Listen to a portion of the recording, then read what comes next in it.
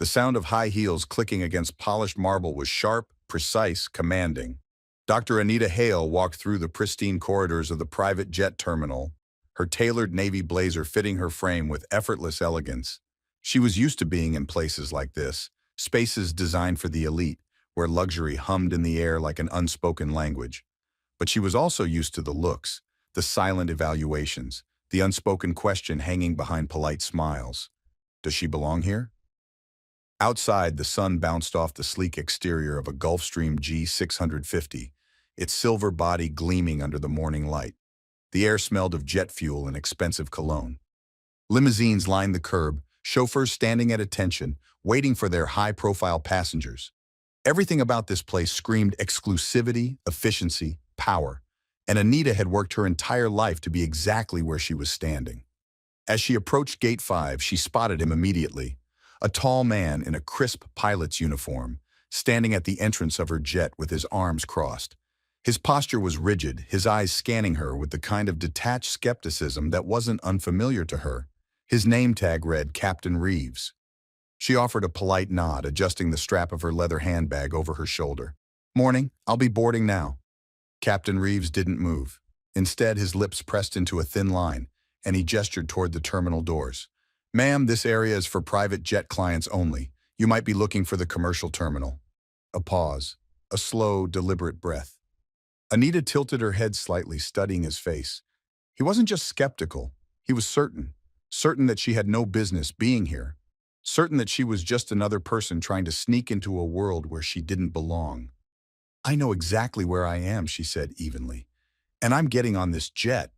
His brow lifted in mild amusement. "I think you might be confused. Whose plane are you looking for?" Before she could answer, a flight attendant in a fitted Navy uniform stepped onto the scene, her heels clicking briskly against the pavement.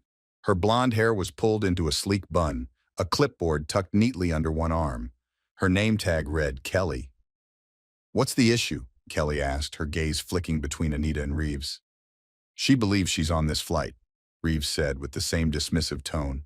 Kelly's eyes scanned Anita from head to toe, assessing, calculating. It was subtle, but not subtle enough. Anita tightened her grip on her suitcase. She had spent years in rooms like this, surrounded by people who expected her to explain herself, to prove she belonged. And she had grown tired of playing along. She reached into her blazer pocket, pulling out her phone with the kind of calm that made silence feel deafening. A few taps later, she lifted her gaze to Reeves and Kelly. "You don't need to check the manifest," she said, her voice smooth, controlled. "I own the damn plane." Reeves blinked. Kelly's clipboard slipped slightly under her grip. The weight of the words landed exactly as Anita intended. Silence. A long, awkward, heavy silence. Reeves cleared his throat, his expression shifting, scrambling. There must have been a miscommunication. We weren't informed." "Not your problem," Anita interrupted, tucking her phone back into her pocket. "Your problem is that you assumed." Kelly swallowed, shifting her weight. We just weren't expecting you to be flying today." "Didn't occur to you that I might own the plane?" Anita asked, watching the color drain from their faces. Neither of them answered, and that was all the answer she needed. She exhaled slowly, glancing down at her watch. The longer they stood here, the longer she wasted time entertaining nonsense she had zero interest in tolerating. "Here's what's going to happen," she said, her tone clipped. "You're going to step aside. I'm going to board my jet, and I'll be taking off as planned." Neither Reeves nor Kelly moved at first, but Anita had spent too many years in boardrooms to be questioned. She didn't ask for authority. She carried it in the way she spoke, the way she stood, the way she owned the space around her. Slowly, grudgingly, Reeves stepped back. Kelly followed suit, her eyes darting downward. Anita took a step forward, then paused. She glanced over her shoulder, meeting Reeves' gaze, holding it, and then, with the faintest smirk, she delivered the final blow. "You'll be hearing from my team." She turned, stepping onto the jet without looking back. The doors hissed shut behind her, sealing the moment in stone. The moment Anita stepped inside the jet, she felt the shift. The tension outside hadn't followed her in here. Inside, everything was exactly as it should be. Silent, sleek, hers. The scent of fresh orchids mixed with the faintest trace of citrus. The thick carpeting softened her steps, and the leather seats gleamed under the cabin lights. This jet wasn't just a mode of travel. It was a statement, a testament to every sleepless night, every battle she had fought, every barrier she had broken.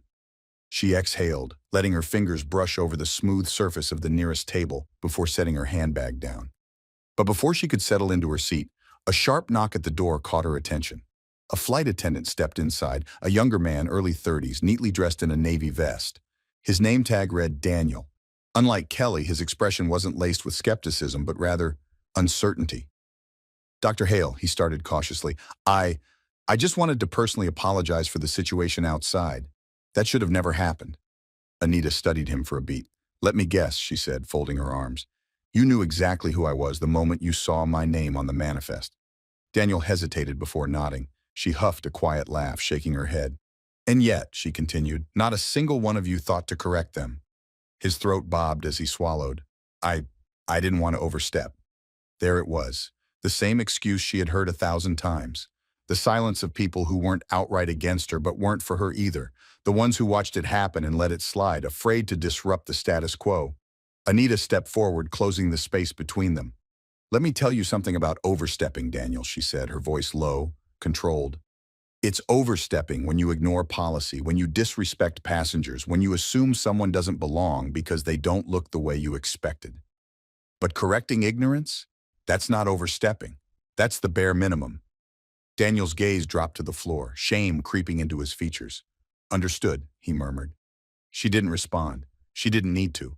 The weight of her words did the work for her. A soft chime from her phone pulled her attention. She pulled it out of her pocket, swiping across the screen. "Marcus, heard what happened. You good?" Her jaw clenched. Of course he had already heard. News traveled fast in their circle. "Anita, I'm handling it." 3 dots appeared, then disappeared, then reappeared again before settling into a final response. "Marcus, bet you are. Just don't let them slide." She smirked, sliding the phone back into her pocket. No, she wouldn't. As she took her seat, the engines hummed to life beneath her. The vibrations rumbled through the cabin, a steady reminder that in just a few moments, she'd be gone. Up in the air, far above this nonsense, except... A voice crackled through the intercom. "Dr. Hale, this is Captain Reeves. Before we take off, I'd like a moment of your time in the cockpit." Anita went still. So, he wasn't done humiliating himself just yet. She sighed, pushing herself to her feet and making her way toward the front of the jet. When she stepped into the cockpit, Reeves was already there, standing stiffly beside his co-pilot, his jaw set. He turned to face her, but the usual arrogance had been chipped away. "I'd like to apologize," he said without preamble, "for earlier." Anita leaned against the doorway, arching a brow. "And?" His throat bobbed. "And I take full responsibility for misjudging the situation." There was something about the way he said it that didn't sit right. The words were there, but they felt empty. "Misjudging the situation," she echoed, letting the words roll off her tongue like they were foreign. "That's what you think happened?"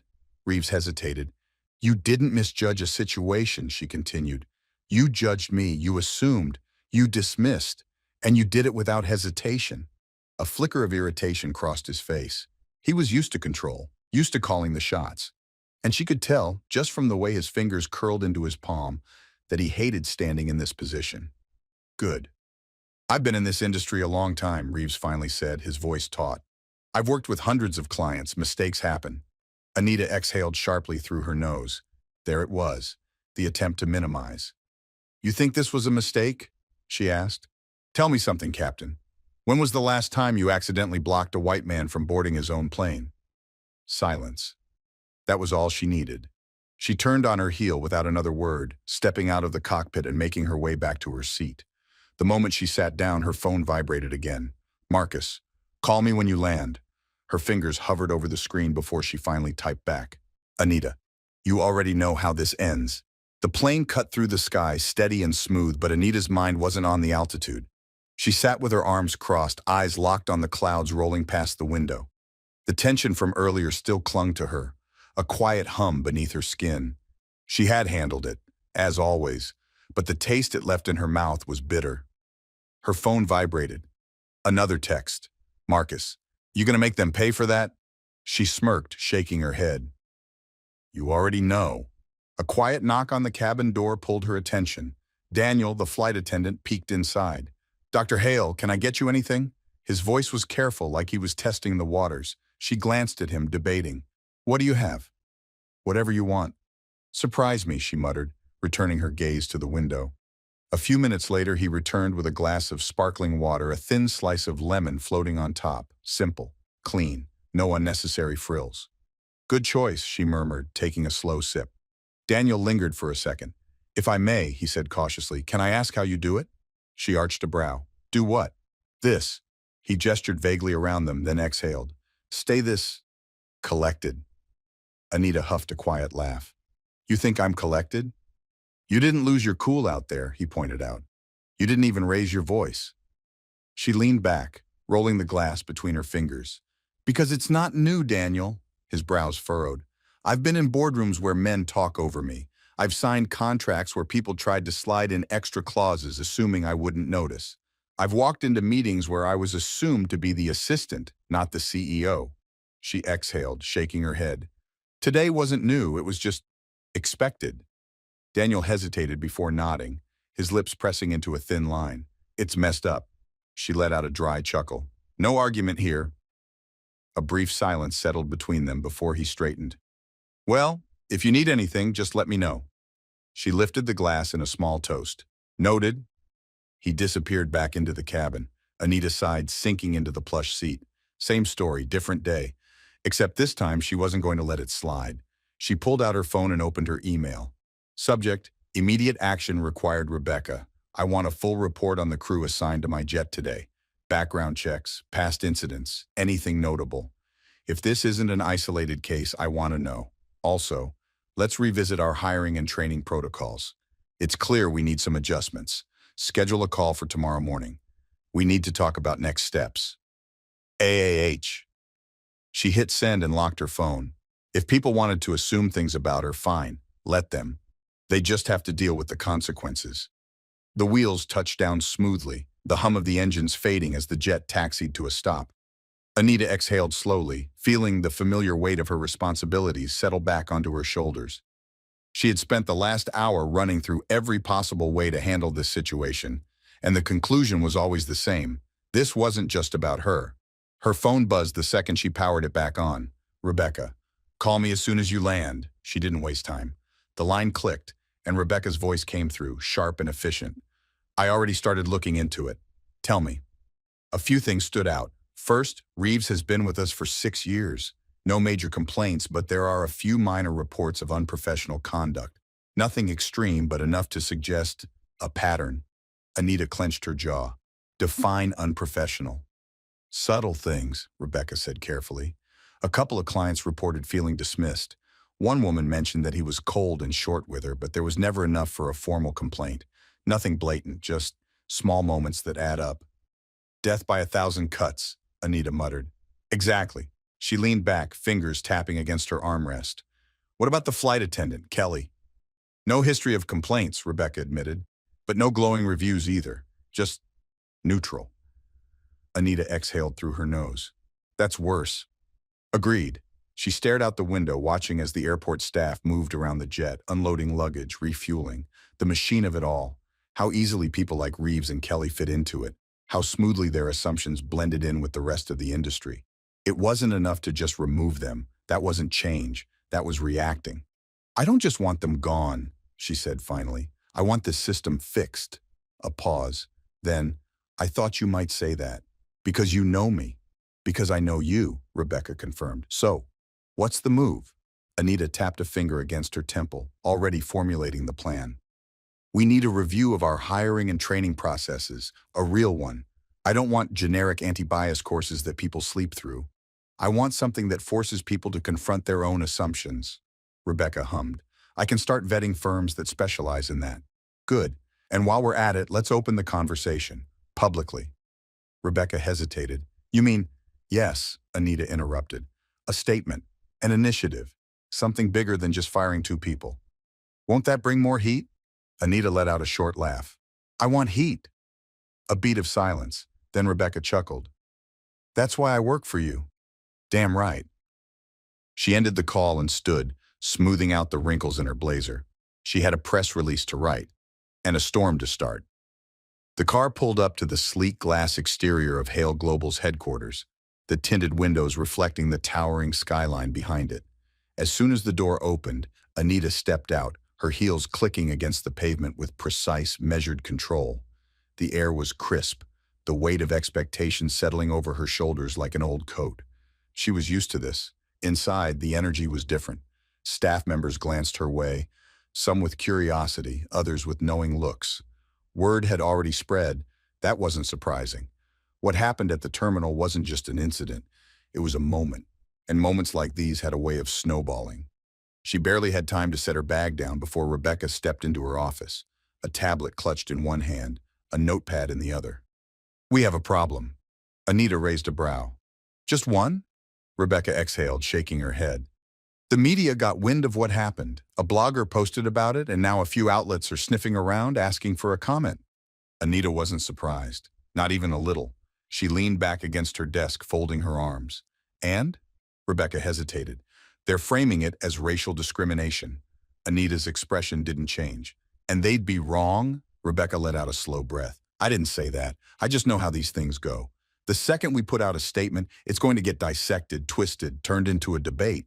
Some people will get it, some won't." Anita knew that too. She had seen it play out 100 times before. She grabbed the tablet from Rebecca's hand, scrolling through the headlines. "Private jet crew denies black woman entry. Turns out she owns it. Billionaire CEO faces discrimination in her own plane. Will she fight back?" Dr. Anita Hale versus the aviation industry. Is this just the beginning? Her lips pressed into a thin line. People wanted a story. Well, they were about to get one. She set the tablet down, her mind already working. "We control the narrative." Rebecca crossed her arms. "How?" "We don't make this about me," Anita said simply. "This isn't about what happened to me. It's about what happens all the time." Rebecca's gaze sharpened. "You want to go bigger." "I want to go deeper," Anita corrected. "This isn't about one pilot, one flight attendant. This is about a system that keeps allowing people like them to operate unchecked." Rebecca nodded slowly. "Okay, so we don't just react, we build something." Anita's lips curled. "Exactly." Rebecca jotted something down in her notepad. "What's the first step?" Anita didn't even hesitate. "We changed the industry." The boardroom was silent, the kind of silence that felt loaded, the kind that stretched too long, pressing against the walls like it had weight. Anita sat at the head of the table, fingers interlaced, gaze sharp. Across from her sat Hale Global's executive team, men and women in press suits, their expressions ranging from cautious curiosity to quiet concern. Rebecca stood beside her, tablet in hand, ready. Anita tapped a single finger against the polished wood of the table. "I assume you've all seen the headlines?" No one spoke. Of course they had. "Then let's skip the part where we act surprised," she continued smoothly. "We have a choice here. We can wait this out, issue a safe statement, hope it disappears in a news cycle." Her gaze swept across the room. "Or we can take control." A man near the end of the table cleared his throat. David Patel, head of corporate strategy. His suit was impeccable, his tie perfectly knotted. He was always the first to play devil's advocate. "This is a sensitive issue," he started, careful, measured. "If we come out too strong, we risk alienating certain clients. Not everyone wants to be lectured about bias." Anita's jaw twitched. She had been expecting this. She leaned forward slightly. "You're right. Not everyone does." A pause. "But tell me, David, do we want to cater to the ones who don't?" He hesitated. "Because if the answer is yes, then let's just say it outright," she continued, voice even. "Let's make it clear that we're willing to prioritize comfort over accountability, that we're fine letting things slide as long as the money keeps coming in." A longer pause. David exhaled through his nose, his fingers tightening around the pen in his hand. "That's not what I meant." "But that's what it sounds like," Anita countered. Silence. Rebecca took a step forward, swiping on her tablet. "We ran the numbers. If we go public with an initiative, a real one, not just PR fluff, we're not talking about a loss. We're talking about expansion. The market is shifting. People care about who they support. Companies that take a stand don't just survive, they grow." Anita tapped the table again. "And we're not just any company."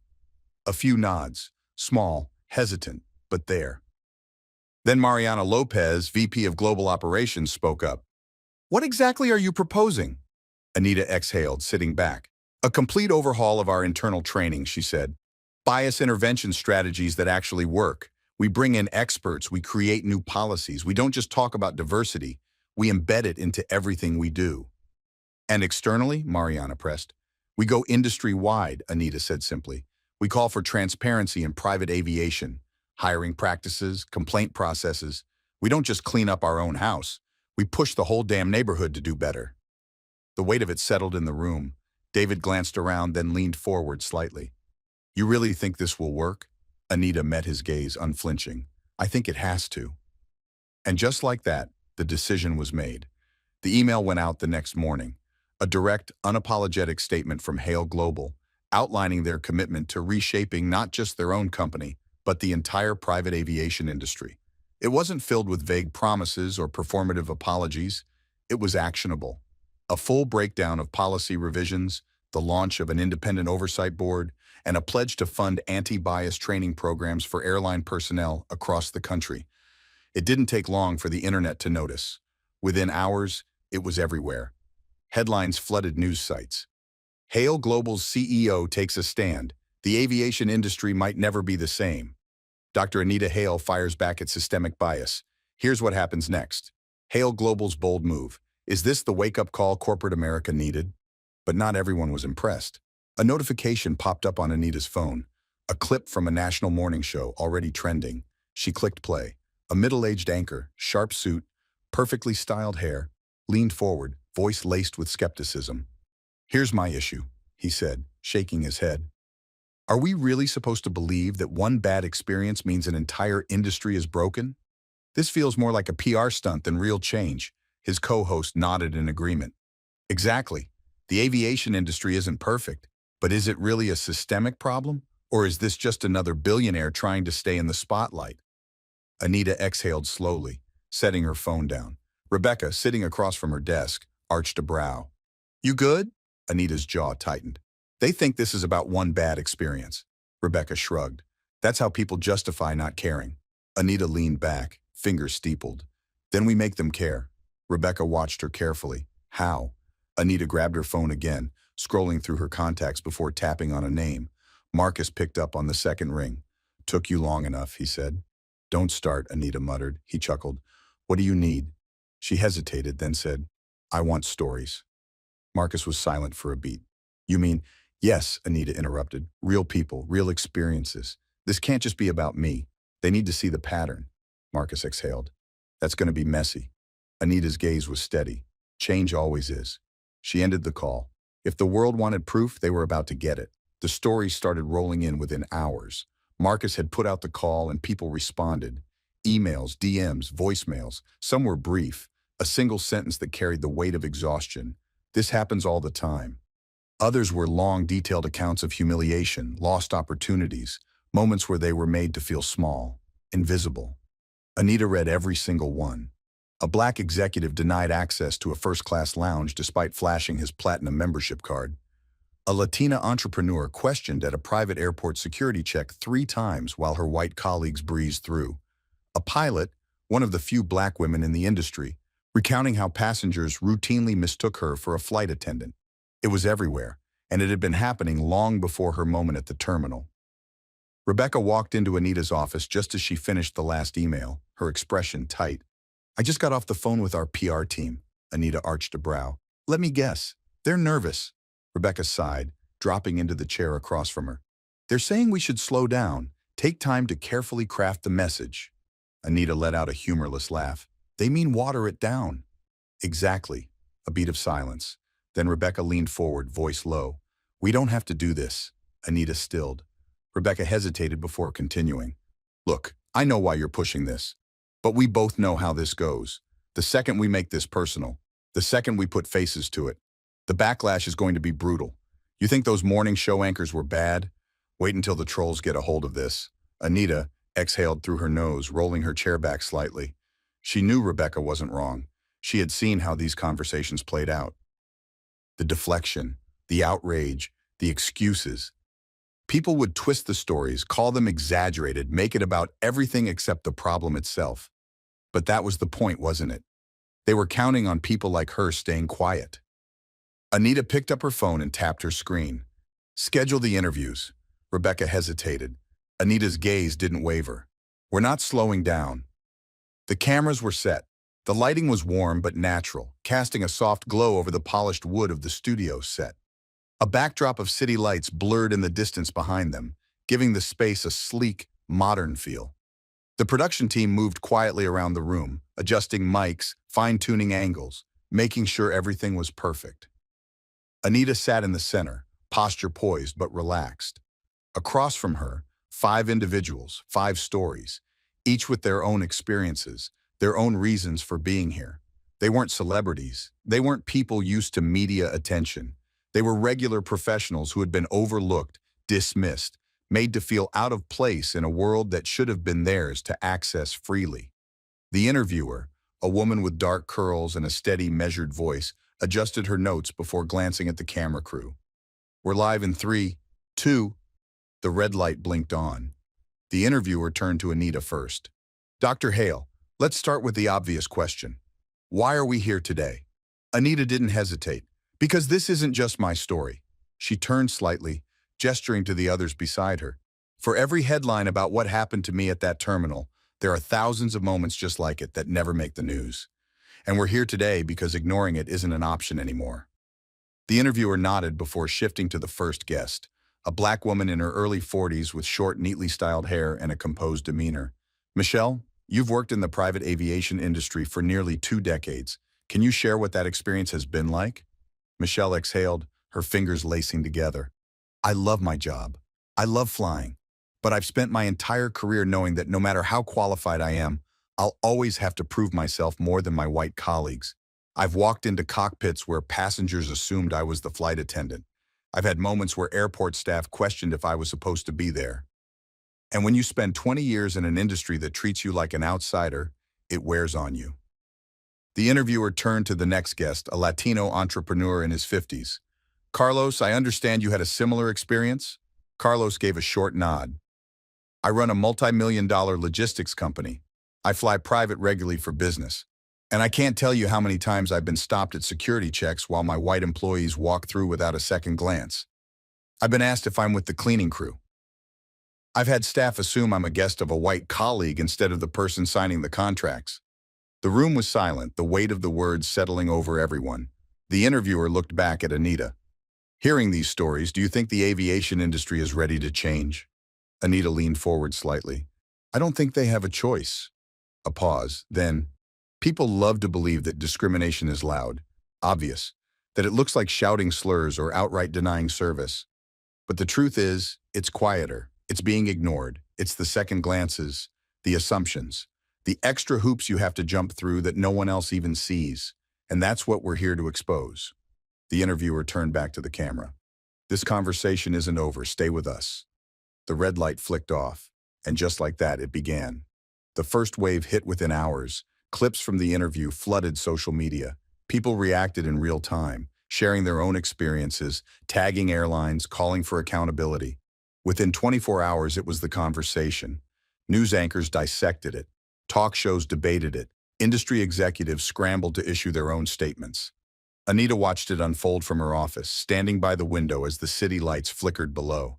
This wasn't just noise, this was momentum. Her phone buzzed. "Marcus," she picked up.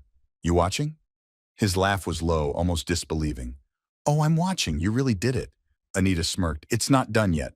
A pause, then, "They're scared." She knew who he meant. The ones who had always assumed this conversation would never get this far. The ones who thought power would keep them comfortable. "Good." She turned from the window, grabbing her bag. "Where you headed?" Marcus asked. "The airport." A beat of silence. Then, "You flying commercial?" She huffed a laugh. "Hell no." Marcus chuckled. "Then why?" Anita's fingers curled around the door handle. "Because last time I was there, they tried to keep me out," she said simply. "And now, they're going to watch me walk in." She ended the call and stepped into the elevator. As the doors slid shut, she smiled. Checkmate.